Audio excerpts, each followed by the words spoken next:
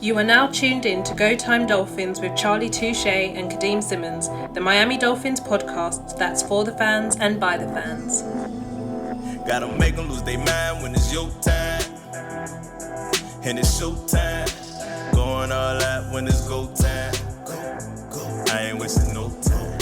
Gotta make them lose their mind when it's show time. Cause it's your time. Lay it on the line when it's go time. Go. Don't waste no time.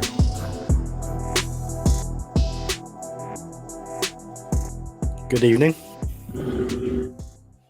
What's the word? Sundays, life, no NFL, just chilling. How about you?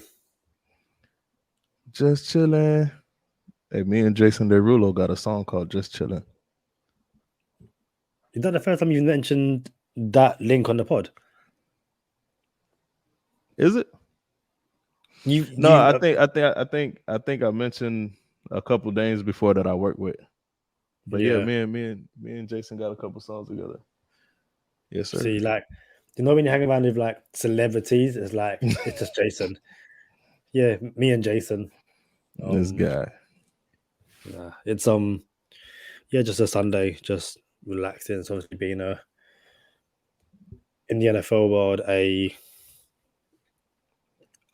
sad weekend, I guess. Obviously, the sudden passing of Dwayne Haskins and the media coverage of it by a few certain media members who, certainly in the case of Adam Schefter, he's done some really horrible things. Just the way he reports certain stories, it's just like, dude, like being first all the time isn't the best, and like just really think about what you're saying because, yeah. But ESPN don't care; they get all these exclusives. So what does it matter? I guess. I think it came out a bit insensitive. What did Schefter come up? What else did Schefter do that was insensitive? Other than that, the way he handled the Watson being found not guilty thing. What did he say? Oh, can't remember what he said word for word, but where everyone was kind of, I think if I remember correctly, the way Schefter reported or the way he tweeted out that Watson was innocent was kind of as if like he's always been innocent and done nothing wrong, and it's like it's vindication. It's like, ha, I told you so. And I know a lot of female NFL reporters, even female media people in general, were just like, let's kind of be careful how you tweet about this because yes, he's been found not guilty, but there's still kind of a long way to go through this process, and to kind of like take Watson's side when there's still a lot of women who kind of who it's weird because he's not guilty, and I'm kind of stumbling over my words to find the right words, but it's like women basically told him to just remember that there's two sides to the story, and though Watson was found not guilty, there's still 22 women who, by your tweet, you've made them sound like they're liars, basically, and you could have handled this again. You could have been more sensitive around this topic and subject, basically. Man, I don't want to sound like the bad guy on this podcast and like the defender of everything crazy, but I'm that person that waits for judgment.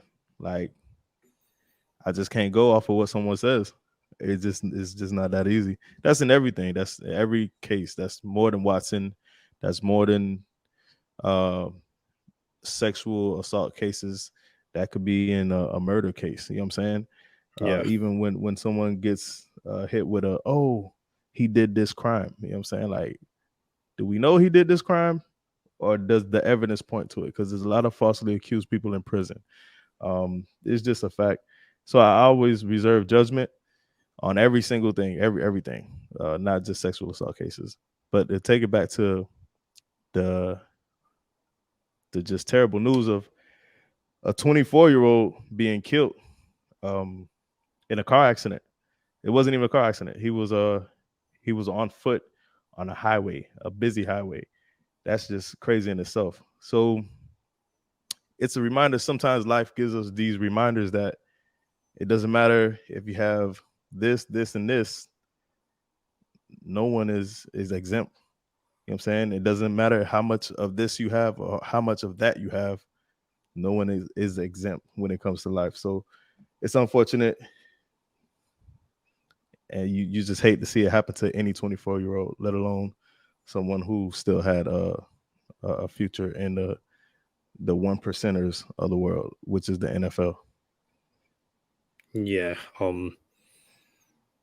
I think it's just the suddenness of it. I think people, I don't follow the guy on social media. I think people were saying, like, like just hours before, I think like he posted something on Instagram, of him just chilling. I think there's a video of him like chatting to Najee Harris and stuff like that. Obviously, I believe it was Chase Claypool who had the video basically saying, like, I was literally just with you working out and stuff like that. It's the suddenness, it's the age, it's the whole like, what could have been. And all we can do is just send our condolences and hope that the family find something to cling on to, because it's horrible, it's nasty. Like, to lose someone so young, it's just awful. Yeah, as well. This highway that the accident happened on is the highway I have to take every day. It's only about,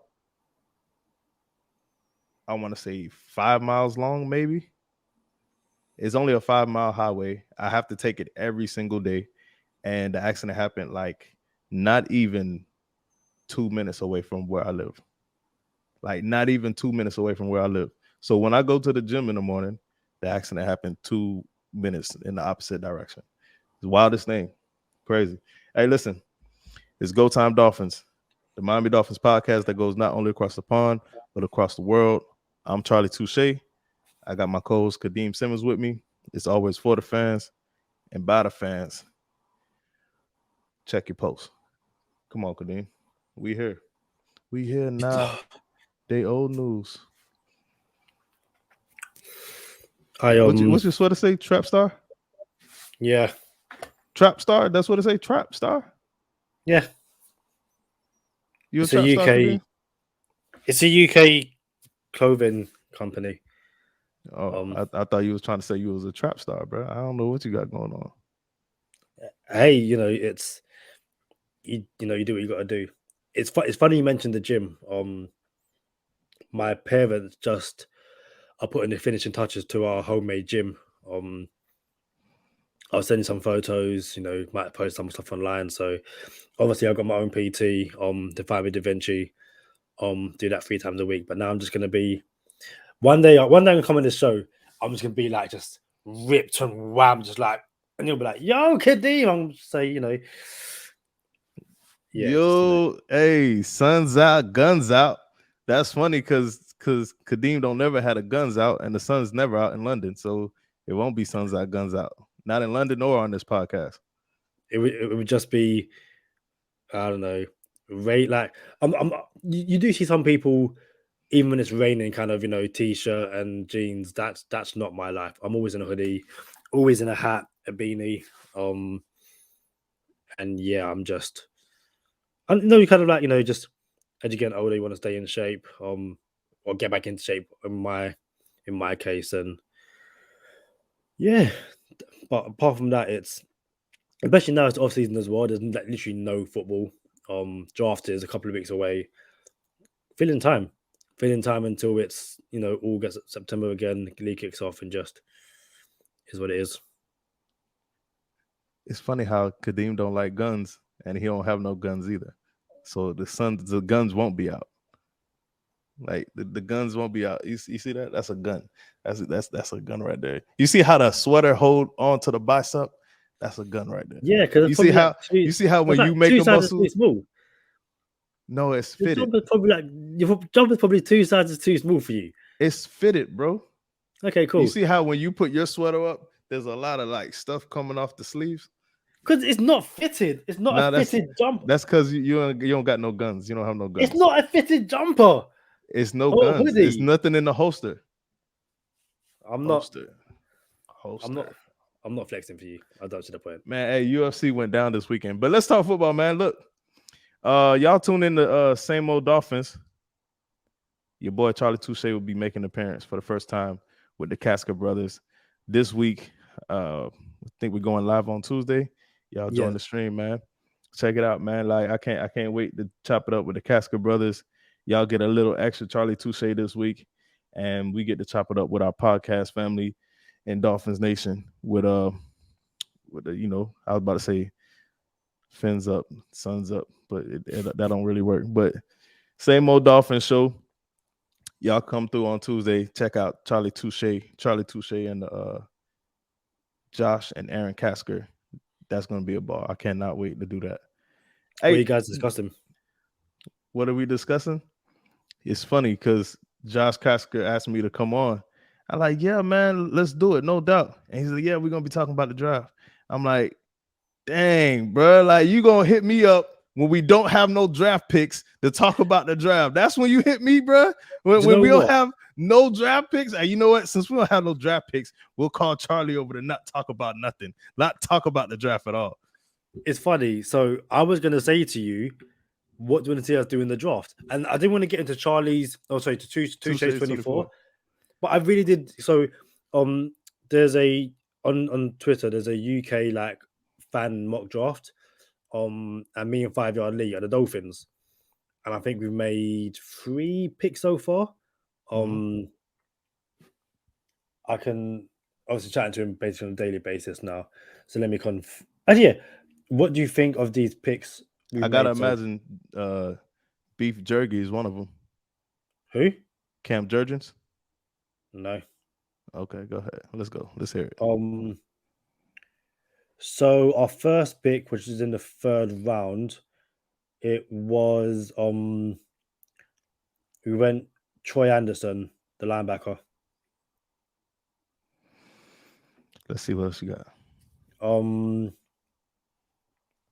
We was gonna go James Cook, but he literally went before we had a chance to do that. So yeah. After that, we went center, Alec Lindstrom. And then we picked yesterday. We went wide receiver, Charleston Rambo. Rambo from Miami? Not sure what school you went to. It was a basically 5 Yard Lee messaged me like literally as I was waking up, saying we're on the clock, and I was like, snap. And we kind of spoke about a few receivers. Actually, I wanted to go MJ Emerson, the cornerback. Yeah. But he had already gone. This is like, okay, let's try and find a big receiver to replace DVP. And Lee's exact words were, I know he's not huge, but how about Charlton Rambo? And I was like, do you know what? Yeah, we can do that. So that was the thinking behind that pick. Obviously we lost Devontae Parker. Preston Williams isn't reliable enough to really depend on him. Let's try and find a bigger body receiver to kind of complement what we had in the building already. So the 3 picks: linebacker, center, and wide receiver. I like the Lindstrom pick. I think Rambo. I think Rambo might have went to OU. What's the other Rambo that was in Miami? I don't even know if dude is still there. The Rambo from Miami, but if it's the Rambo from OU, no, you're right. Yep, Miami Hurricanes. Yep, it's the Hurricanes. Yeah, he was at Oklahoma, transferred. Oh, so he transferred. Yeah, so he transferred to Miami. Yeah, so he plays which is funny. He's probably exactly what Cedric Wilson is. So I don't know how dialed in you were when you made that pick, but since Cedric Wilson is only going to be a Dolphin for a year or 2, he would be the exact replacement to replace Cedric Wilson. But you got to imagine the Dolphins would kind of switch it up a little bit from the makeup of the receiver room once you have Waddle and Tyreek Hill. So you got to imagine whenever it is time to move on for Cedric, and people wonder, oh, why are you trying to get Cedric Wilson out of the locker room already? Nah, that's not what I'm doing. We got to project the future, because reality is we move on from Devontae Parker because he was on the cap for $8 million on the cap. Reality is we're going to be up against the cap moving forward now because we got people to pay. So Cedric Wilson, welcome to the bubble. Like some people are already saying, why did you holler that why did you keep Cedric Wilson already? Like, bro, there's a cap. You can't just move on from people you just guaranteed money to. It then hits you on a dead cap. So it's not like you could replace that cap right now and it'll be on your dead cap for a whole year. So you got to keep Cedric Wilson. If we did go with Charleston Rambo, I think there's a $6 million dead cap if you move on from Wilson next year. So you probably won't move on from Wilson next year. If I'm being honest with you, the only way you move on from Wilson next year is if there's a you just something you did not see coming. Like, man, we didn't see this coming. We got to do it. We'll eat the dead cap. Business is business. Cedric Wilson, you're a good guy, but this is a business. We want to win Super Bowls. Little did we know, we didn't know Wendell Robinson was going to fall to the third round, and he was right there for us. My bad. We'll move on from you. And then they wouldn't even move on from Ced this year. They'll move on from next year. You know what I'm saying? So with Rambo being available in this draft, that's a nice little pickup. Lindstrom's a little pickup, and that's all I got for right now. It's weird because, you know, and I know of all the people we speak to, you know, both on and off air, 5-yard leads, someone we both, you know, value so highly and stuff. And we kind of discussed, you know, where we wanted to go. And again, we both had similar positions we wanted to take, you know, but it's like when you're starting hitting the third, fourth, fifth round, it's finding the value, knowing full well that they're probably not going to be starter level, but it's that projection. So it's like, okay, even though the wide receiver room is pretty stacked right now, this time next year, when you got to make, you know, certain decisions, are you going to move on from a Wilson? You know, you assume that the reason we wanted a big body receiver, so we basically had someone, you know, on his rookie deal for the next four years, because we don't have no one basically. You assume unless Preston Williams goes off, and I'm talking, oh my days, this guy plays 17 games, you know, 1,000-yard season, 10 plus touchdowns. Unless he has something like that, Preston Williams doesn't come back the year after. So it's about trying to find. That's why we went wide receiver. Center was something which it was either center or tackle, but we just felt that the value was there at center instead. And then we went linebacker because we felt that was the biggest need in the third round. I know chatting to Charlie Wilson, he wasn't too thrilled with that pick. He had another linebacker he felt more highly of. But Anderson's got some quickness. And again, it's more, you know, just a matter of trying to project where we can save cap over the next 2-3 seasons when we are, you know, really up against it, I guess. So since we'll be talking about the draft on the same old Dolphin show, y'all come on over. I don't want to spoil my takes for that show. So we'll be talking about the draft over there. Probably give you a couple people off of Two Shades 24, and actually Two Shades 24 will be coming out in about a week. So we get to see who we could look forward to seeing in the draft, although the Dolphins do not have a pick until the late third round, which is in essence a fourth round pick. It's a third round compensatory pick. So Dolphins in essence have 4 or 3 fourth round picks. You could package those, move up. You can stay where you are. You can package those, move back, get another third in the draft next year. So now you have 2 firsts, a second, and 3 thirds. We'll see what the Dolphins plan on doing. Kadeem, something that was brought up on the last show, bro, that didn't make the podcast because we pivoted too soon.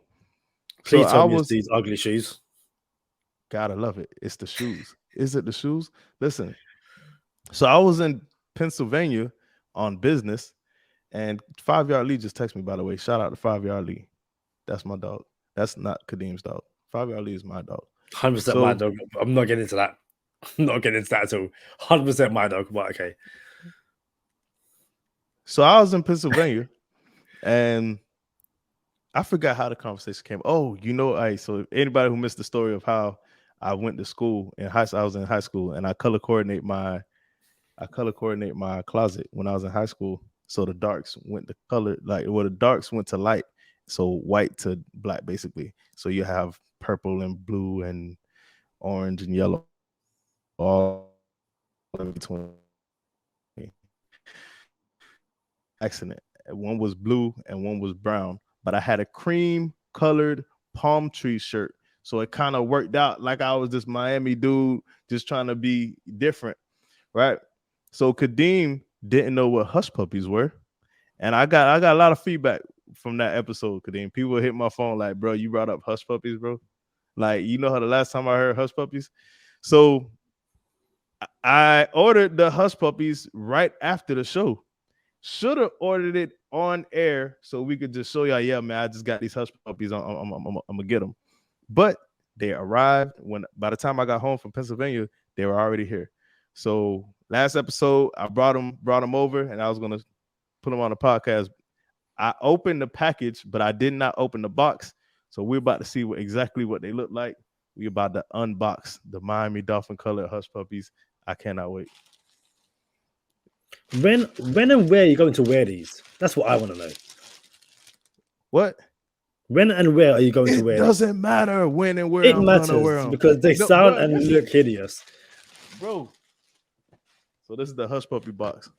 I know hush puppies. Y'all probably remember the dog right here. What was it? Y'all remember the logo? Y'all remember? Look, you know I'm so tempted to just stay on YouTube 24/7 because I just feel like the value is on YouTube. I forgot we was on YouTube. Listen, hey, everybody who rock with us on audio, man. This is the beginning of our 3rd season. We have graduated to YouTube.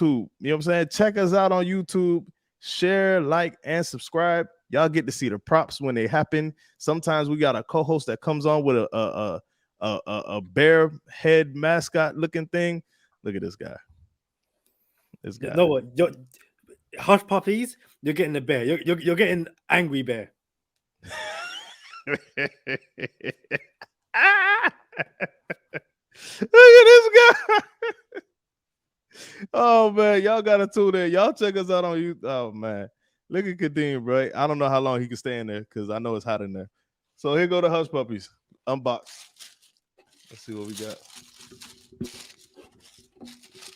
They smell like hush puppies too. Dang. They look all right.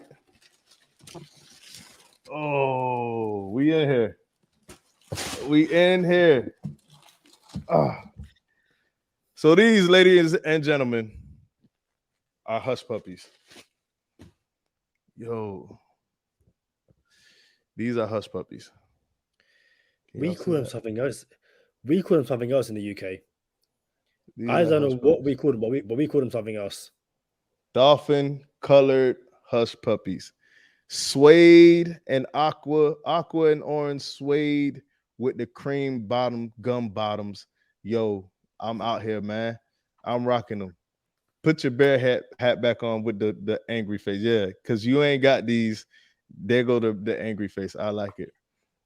How many of y'all remember these hush puppies from like the 90s? And they got a little hush puppy. How many of y'all remember these, man? I done brought up the dolphin color hush puppies, man. Look at my co-host. He's sour because he ain't got none. Woo! Yeah, man. So back to business, man. I got the hush puppies. Where am I gonna wear them to? Apparently, obviously, dolphin events. You know what I'm saying? Like, matter of fact, F1 is coming to Miami Gardens, to Hard Rock Stadium. So we're gonna have the F1 cars zoom, turn my old neighborhood into a racetrack. Bro, if I still lived over there and I heard the cars going around the neighborhood, basically, and I could smell the tires. Oh my goodness, bro. Like, I gotta go. We're going. I hollered at my dog Chips to see if he was gonna slide with us. So you might get the hush puppies at that event. Look, they sway, bro. Let me bring it back in. When you sway, when you brush them, look, you see how they change up. And look, if I brush them the opposite direction, you see what I'm saying? They sway. Kadeem, boy, hey, where you gonna wear them? Like, yeah, man, don't get off me. You're showing your age. That's what you're doing. Showing your age. Hey, let me show my age. Let me do that. No. Hush puppies. I like it. I like it a lot. I'm glad you like them because I'm not about that life. Not at all. Kadeem, you're not about a lot of lives. I see you back in the gym trying to get right for me. So when I come over there and take that PS5, you'll be, at least make it a competitive, which I appreciate, because it was going to be bad for you, bro. Sure. And let me ask you something. So Adam Schefter reports the Cowboys of Dallas were in on Devontae Parker before we moved Devontae Parker to New England. What you make of the Cowboys being in on Devontae Parker?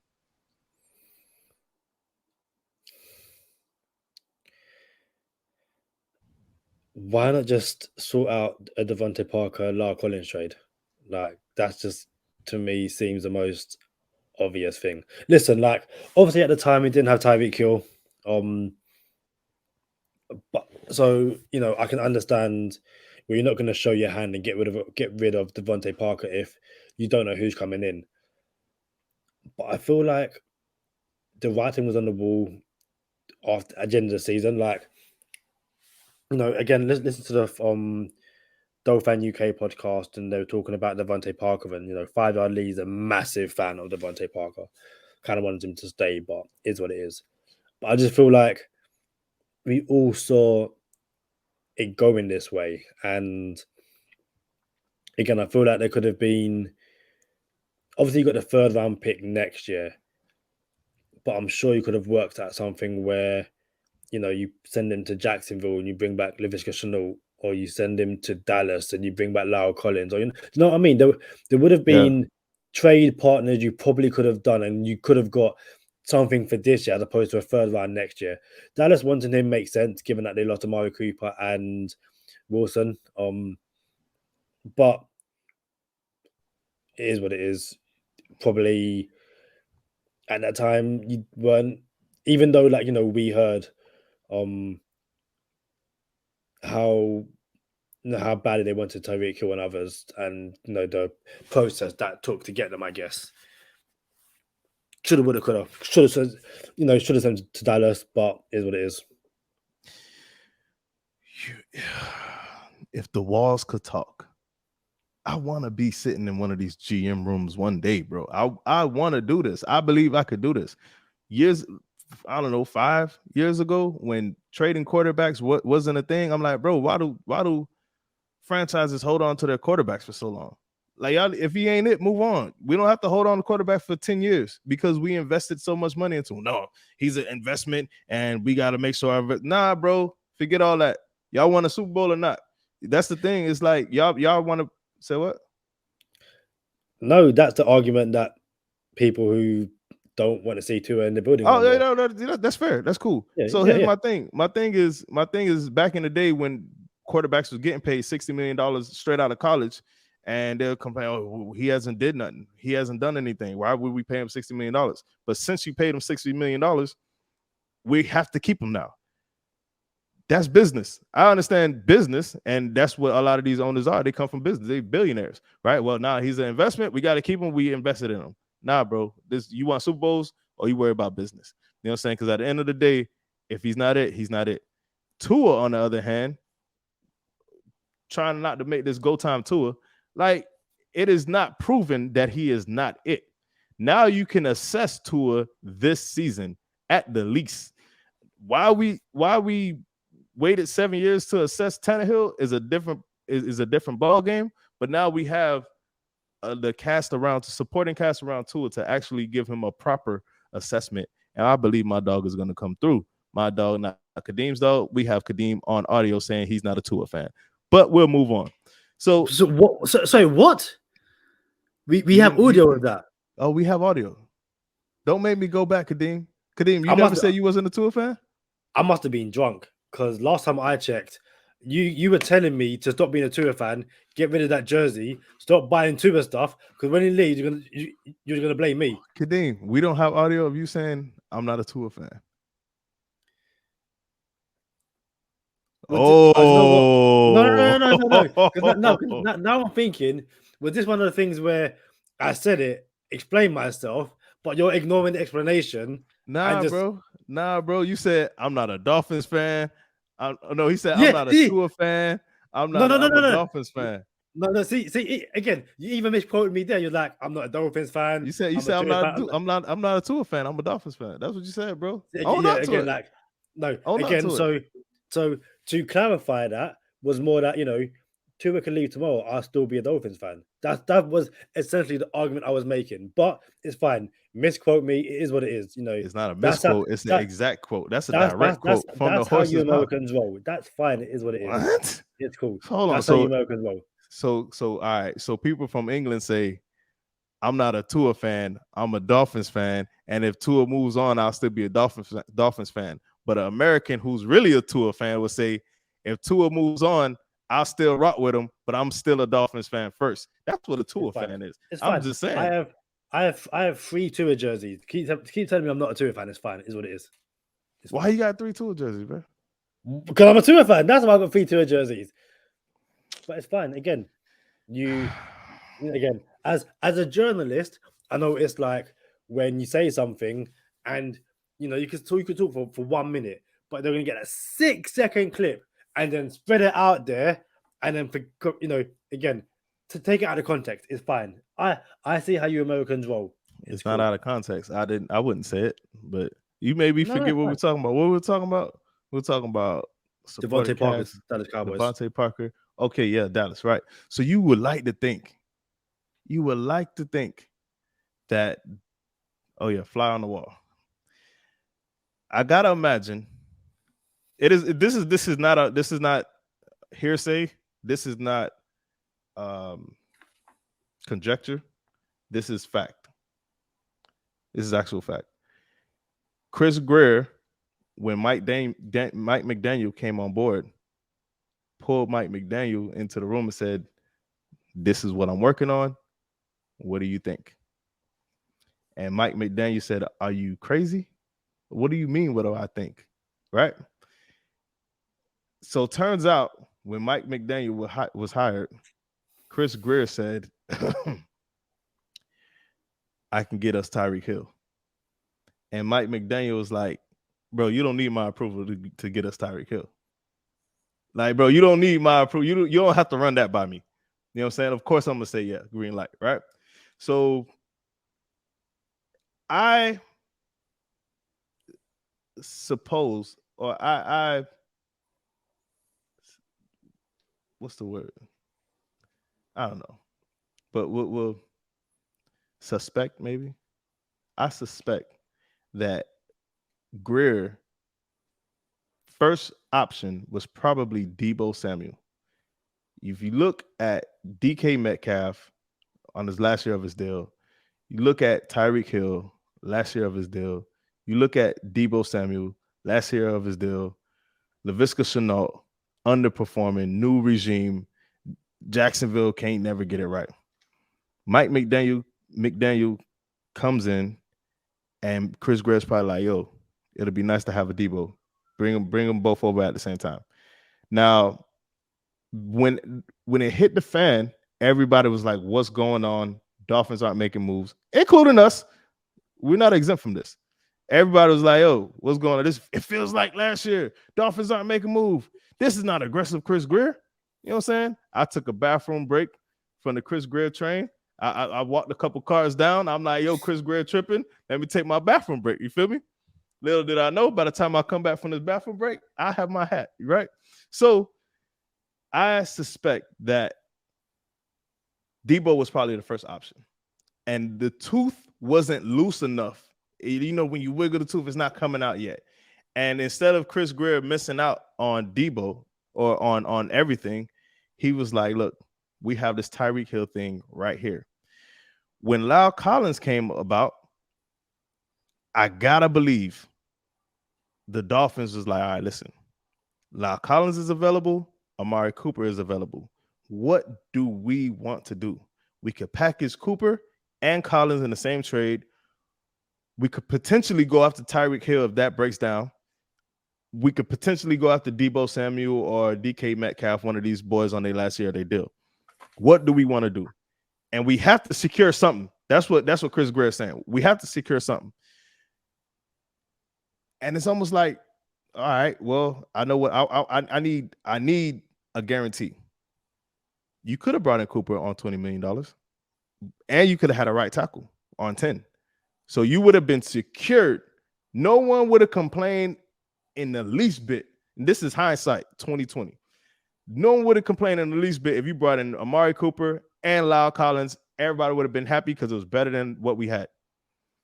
But Chris Greer seen the writing on the wall in KC and like, yo, if we wait a little bit, there might be something there. Told Mike McDaniel, hey, I could get us Tyreek. What you talking about? Fast forward to today, Deebo Samuel wipes everything off of IG, and he is now in the disgruntled employee line like everyone else has been. So can I hit back on that? Yeah, for sure. Hold on.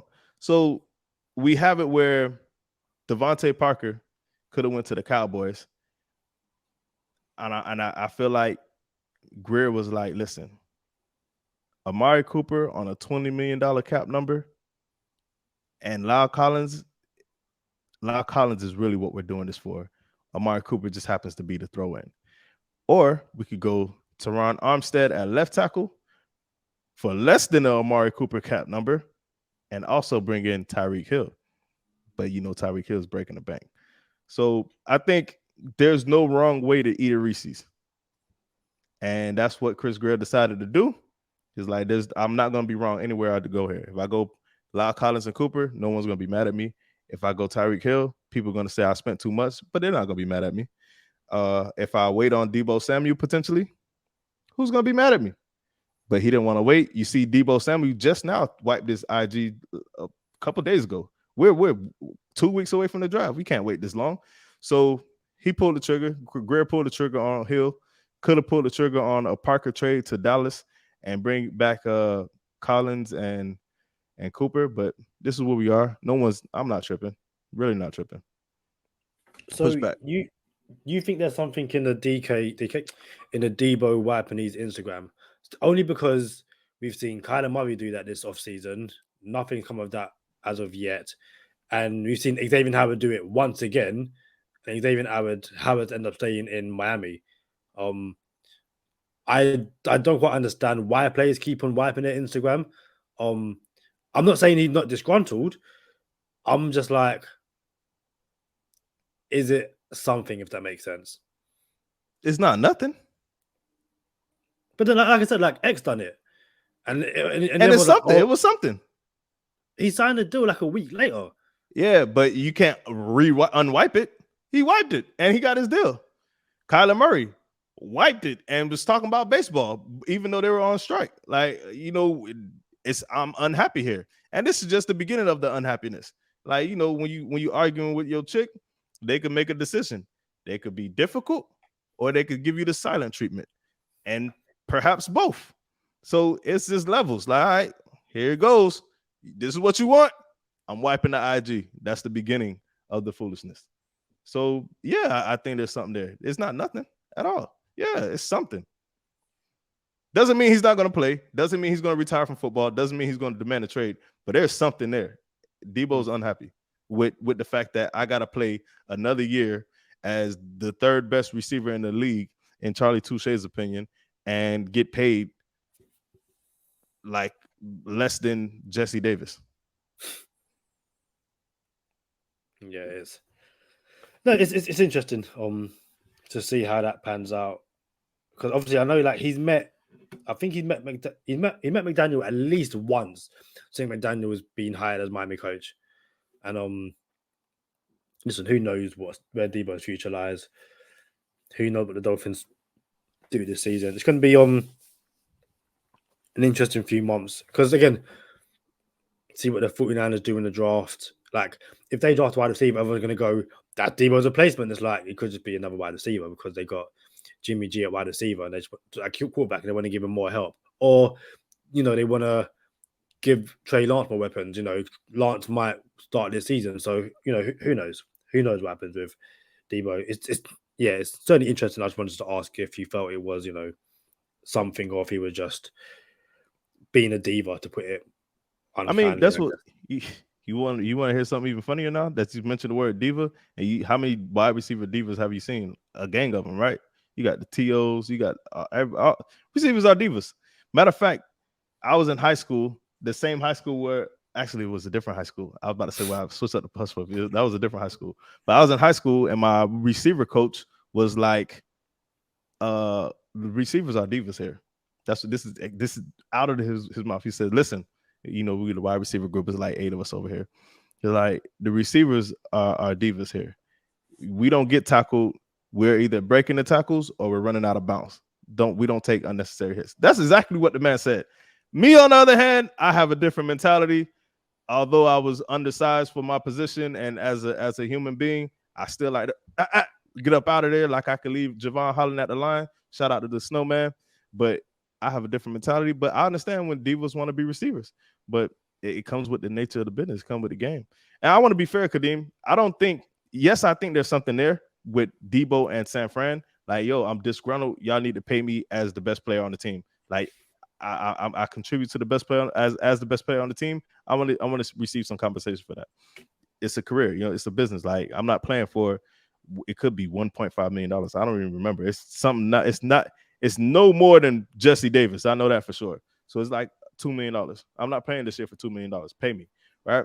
Now, yes, there's something there, but no, I don't think there's anything there for him to come to Miami anymore. I think it was a legit possibility. I thought that was a real thing.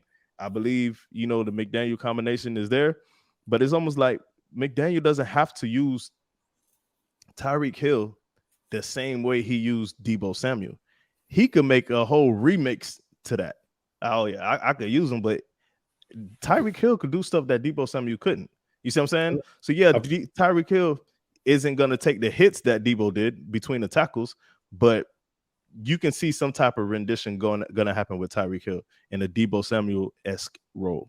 So I think Debo's out of the picture as far as Miami is concerned, but especially now that X got signed, because the cash is going to be hard to find. And if Debo did come to Miami, that means Mike Gesicki out of there, and I don't like that.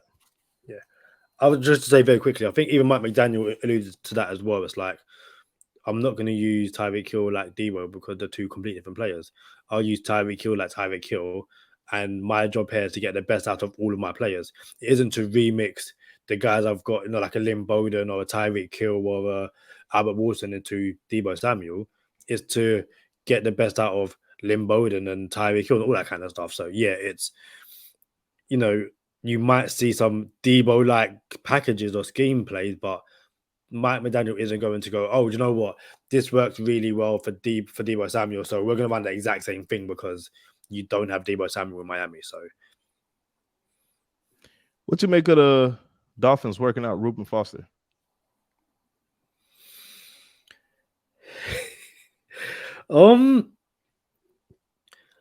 He was someone who pre-draft I really wanted Miami to draft him. Like, really, I was like, this is the linebacker that I want. Like, first round, go and get him.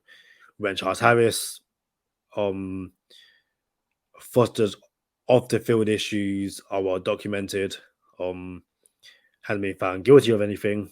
I think there's no value in it. Hasn't played since 2018. Back-to-back injury years. Listen, I can understand the thought process behind bringing him in and seeing what he's got left in the tank. I just think you're better off just seeing what the draft has for you. And again, is there a player with the picture you've got who has the physical tools of a Reuben Foster? I'm not quite sure. But again, it's just, is it worth it? With the injuries and the off the field issues. And again, everyone has a second chance. He's not been found guilty. I get all of that. I just think it's a matter of, let's bring him in, see what it looks like, but also Nah, I'm good, thanks. How about you? True story. Reuben Foster was coming out in the draft. And the same way you say you wanted the Dolphins to take a chance on, it was like social media was hot with the Dolphins for passing up on Reuben Foster. Yeah. True story. I told LB, I said, bro, Reuben Foster will be out of the league in 2 years or less. I said those exact words. He comes with a lot, and it's his talent does not Make up for it, align. basically. Yeah, it doesn't. It don't make up for what he comes with. It doesn't. Yeah. And I told LB, I like, bro, I'll be surprised if he makes it over 2 years. And then we seen what happened.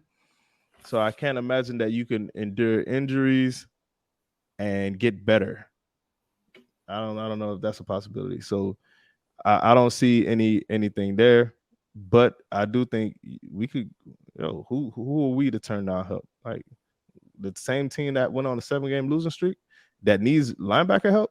Yeah, let's get a look at everybody. Kadeem, you got some size on you. You need to lace up. You feel me? So we need to look at everybody at linebacker. So you ain't got no guns, it's the empty holster, but Second Amendment over here. You feel me? But anyway, Yeah, we'll give him a look.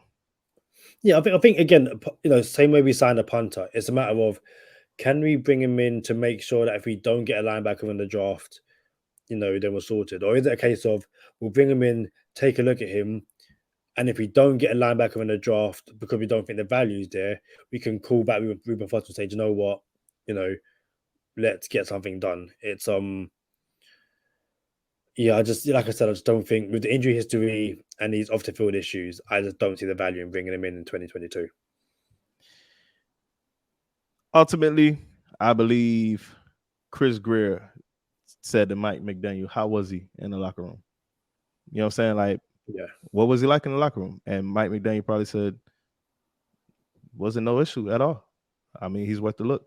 Or he whatever Mike McDaniel said, it was enough to co-sign a workout. So it couldn't have been all that bad.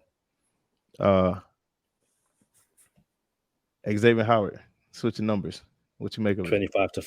25 to 4. Potentially switching numbers. Potentially Xavier Howard is contemplating going from number 25 to single digit number 4. You like it? Stick to 25. Like I'm very much in the kind of what you've got going for you right now. Don't change it up. Like there's no need to don't change the flow. You've become one of the best corners in the league. 25. Don't try and mess up and go to 4. Like I'm not saying he plays the way he plays because you got 25 on the back, but you just signed a contract. I'm not making any slight changes to what you do to lose the value I have on this contract. That's me being silly. Yeah, I'll just stick to 25. Like, is it really that deep? I mean, I like single digits. I really do. I've been trying to see single digits my whole life in the NFL. So the fact that we got it, I like it.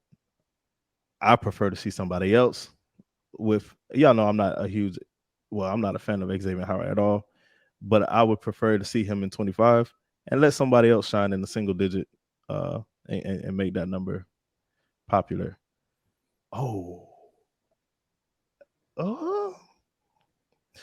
Can you name any Miami Dolphins that was number 4 before? No. Hold on.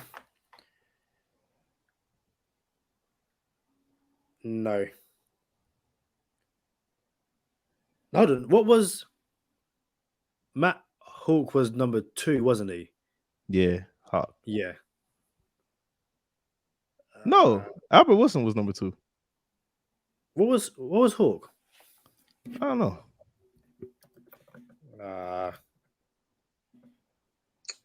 Miami. He was number. Yeah, he was number 2. What was Albert Wilson? 15, wasn't he? Boy, you 2 years late. Boy, Jalen Phillips was 15 last year. Yeah, but I'm saying, but Matt Hack was a Who was our punter last year? Not thing Hacker did Buffalo. Matt Hogg Who's our punter last year? I don't know, but I would tell you that we got a Dolphins podcast and don't even know who the punter was, but we know we're trying to replace him. We know that much. It was. That's a funny question. Michael Pilardi. Yes, Yo, we've been trying to move on from the punter for a good minute now. Here's my famous number 4 for the Miami Dolphins, and I hope I get this right because he could have been number 6, but I think it was number 4. His name is Reggie Roby. Look him up, Kadeem. Reggie Roby. Yeah, number 4. Oh, hey, my guy. God, yeah. All right. Hey, I'm trying to tell you. Oh, he's dead. That's a shame. This guy. What's up with Kadeem, bro? No. Like, I didn't know he was. I was looking. I was like, oh yeah, he died in 2005. I didn't know that. So Reggie Roby was a punter that wore a wristwatch. He wore a wristwatch when he punted. Like pre-Odell, back in the 90s, 80s maybe. Pre-Odell, Reggie Roby. Shout out to Reggie Roby, number 4 for the Miami Dolphins. Hey, we about to get into bonus time. So y'all come on over, top it up with us. Charlie Touche will be on the same old Dolphins show, chopping it up with the Casca brothers, Josh and Aaron, the brain. Man, I cannot wait to talk about the draft, the same draft where we don't have any draft picks. I hope y'all boys listening, Aaron and Josh. Like this is when y'all invite me, bro, when we don't have draft picks. That's wild. That's how y'all treat y'all friends. That's wild. But y'all stay positive, test negative. For Kadeem Simmons, the Bear, I'm Charlie Touche. Thank you for tuning in this time. Make sure you catch us next time on Go Time. Already. Gotta make them lose their mind when it's your time. And it's show time. Going all out when it's go time. I ain't wasting no time. Gotta make them lose their mind when it's show time. Cause it's your time. Lay it on the line when it's go time. Don't waste no time.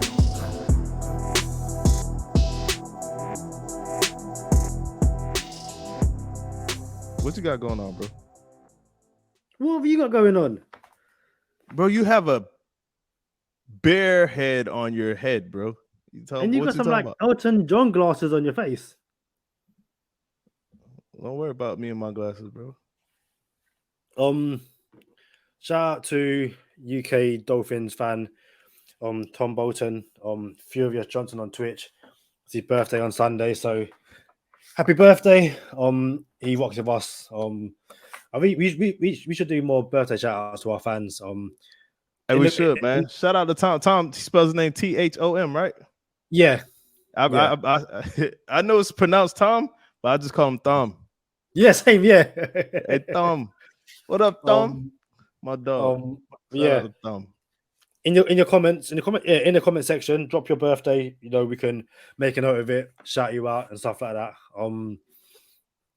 I jumped again. I'm not a Twitter space person. I don't find the value in it, but I jumped in a JPS Scout Twitter space. Must have been Friday. You know, chatting Dolphins, the Ruben Foster stuff, and just general draft talk, I guess.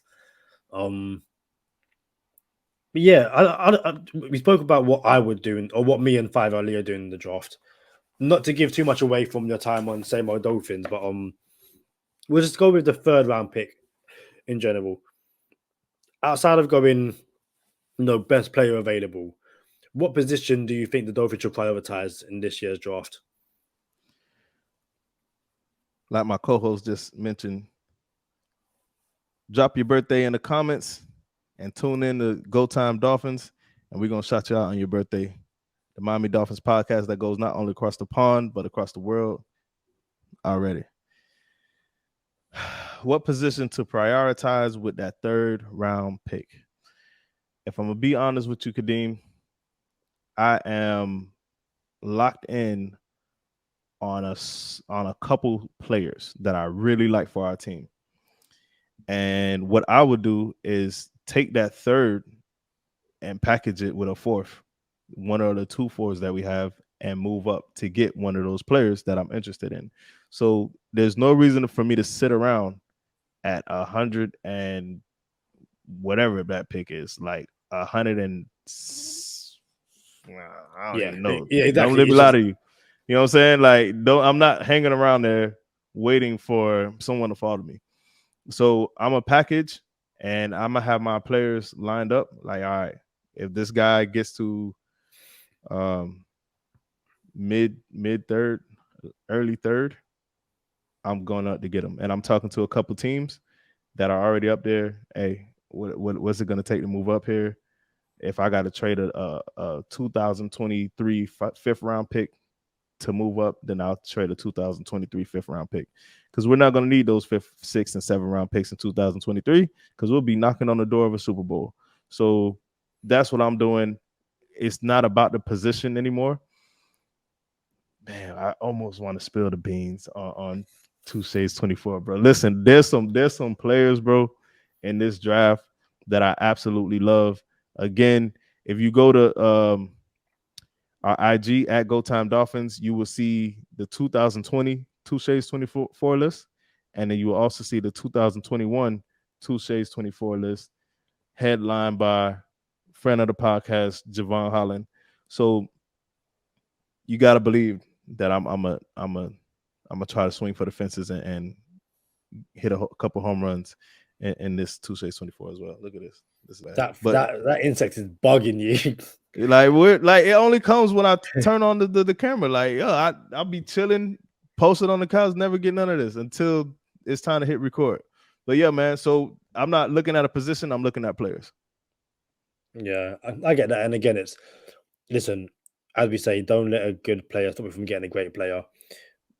If there's an amazing wide receiver there in the 3rd round, go and get him. If James Cook happens to fall there, go and get him.